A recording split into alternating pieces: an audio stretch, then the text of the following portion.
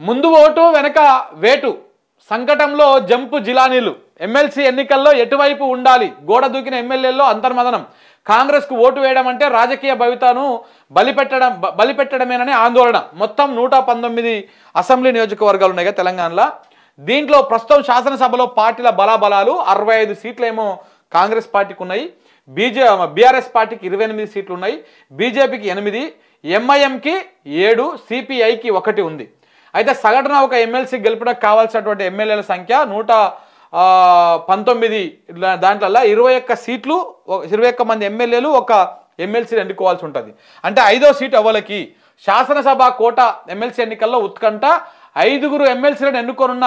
119 మంది ఒక ఎమ్మెల్సీ గెలవాలంటే 21 మంది ఎమ్మెల్యేలు అవసరం ఉంది 3 కాంగ్రెస్కు బీఆర్ఎస్కి ఒకటి గ్యారంటీ వస్తుంది ఎందుకంటే ఇప్పుడు ఇందులో కూడా మీకు లెక్కేసి చూపిస్తా ఈ ఎమ్మెల్సీ దాంట్లలో మొత్తం ఇప్పుడు 5 ఎమ్మెల్సీలకు ఆల్రెడీ షెడ్యూల్ వచ్చేసింది సో మొత్తం మనకున్నది 119 మంది ఎమ్మెల్యేలు అంటే 119 మంది నియోజకవర్గాలలో సో దీంట్లల్లో 5 ఎన్నుకోవాలి 5 ఎన్నుకోవాలంటే ఒక్కొక్క ఎమ్మెల్యేని ఎన్నుకోవాలంటే 21 కావాలి 21 ఇట్లా నా 21లలో కావాలన్నమాట ఇప్పుడు కాంగ్రెస్ పార్టీకు వచ్చినటువంటి సీట్లు ఎంత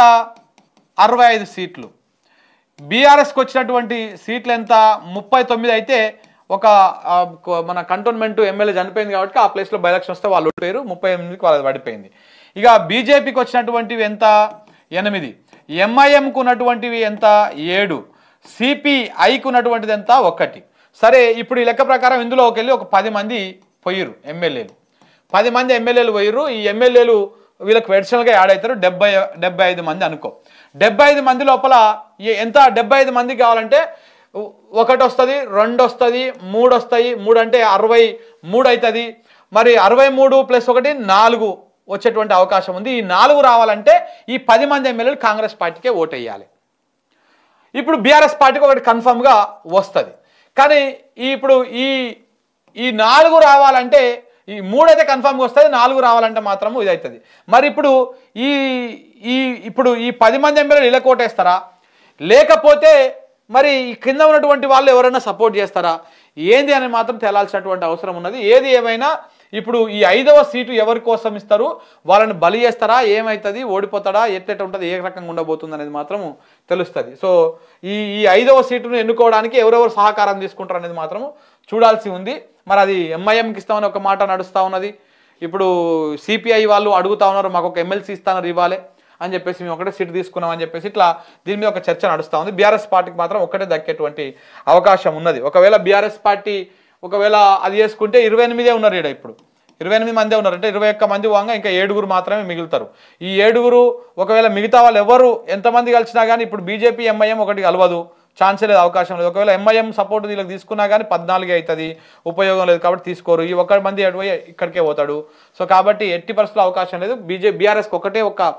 సీట్ వస్తుంది ఏది ఈ ఎమ్మెల్యేల కోటాలలో ఒకరు గెలిచేటువంటి అవకాశం ఉంది మిగతా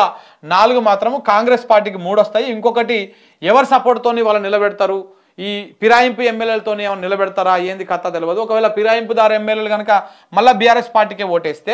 38 మంది ఆల్రెడీ ఉండనే ఉన్నారు ఈ 38 మందికి 42 అయితే 2 ఎమ్మెల్సీలు అవుతారు ఒకవేళ కనుక ఇంకొక 4 సీట్లను కనుక తీసుకుంటే 42 అవుతుంది ఈ 4లలో ఎంఐఎం సహకారం తీసుకున్నా నడుస్తుంది బీజేపీ సహకారం తీసుకున్నా నడుస్తుంది కానీ బీజేపీ సహకారం తీసుకోకపోవచ్చు మెజారిటీగా ఎంఐఎం సహకారం తీసుకుంటే ఒకవేళ ఈ 10 మంది ఎమ్మెల్యేలు కనుక వెళ్ళిపోయినటువంటి వాళ్ళు మళ్ళీ బీఆర్ఎస్ పార్టీకి వేస్తే కానీ వేసే అవకాశం లేదు ఒక ఎమ్మెల్సీ కాంగ్రెస్కి వెళ్ళిపోతుంది కేవలం ఒకటే ఎమ్మెల్సీ బీఆర్ఎస్ అది చేస్తుంది ఎందుకంటే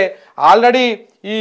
టీచర్ ఎమ్మెల్సీ పట్టభద్రుల ఎమ్మెల్సీలనే బీఆర్ఎస్ పార్టీ పోటీ చేస్తలేదు అది పెద్దగా